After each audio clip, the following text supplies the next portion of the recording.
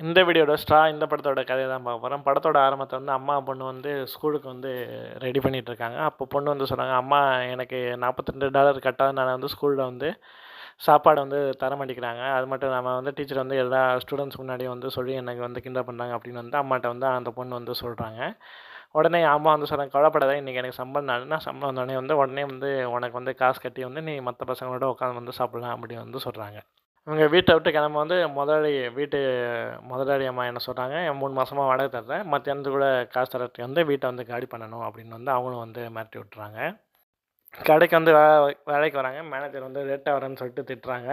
அப்போ இவங்க ஸ்கூல்ல வந்து ஃபோன் வருது. என்னன்னு பார்த்தா இவங்க பொண்ணுக்கு வந்து உடம்பு சரியில்லன்னு சொல்லிட்டு வருது. உடனே இவங்க கிளம்பி வந்து ஸ்கூலுக்கு வந்து போறாங்க.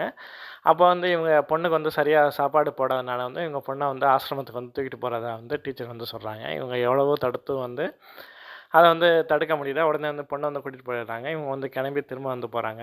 கிளம்பி வந்து கடைக்கு போனா, அங்க முதலாளி வந்து இவங்கள வந்து வேலையில இருந்து தூக்கிட்டாங்க. தூக்குனோனே வந்து இவங்க சம்பளத்த வந்து கேட்குறாங்க. சம்பளத்த வந்து தர முடியாது.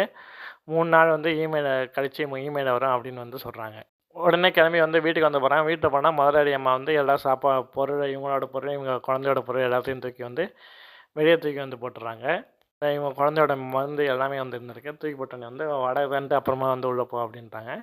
இவங்க அடுத்த வந்து திரும்ப கார்ல வந்து கிளம்பி வந்துட்டுருக்காங்க. திரும்ப முதலாளிட்ட வந்து என்னோட செக்க தாங்க. அத வச்சு தான் வந்து நான் என் பொண்ணுக்கு மருந்து வாங்கணும். அதுக்கு முன்னாடி சாப்பாட்டுக்கு காசு கட்டணும். அது மட்டும் வீட்டு வாடகை கட்டணும் அப்படின்றாங்க.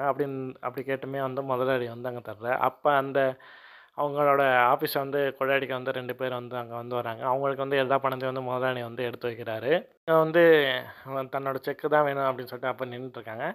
அப்ப வந்து 2 வந்து கொலையாளிங்கள வந்து ஒருத்தங்கள வந்து இந்த அம்மா வந்து சுட்டுறாங்க. நீயும் அவங்க கூட சேர்ந்தவன் தான்னு சொல்லிட்டு மேனேஜர் வந்து போலீஸ்க்கு ஃபோன் பண்ண பார்க்குறாரு. அப்ப அந்த மேனேஜரையும் வந்து இந்த அம்மா வந்து சுட்டுறாங்க.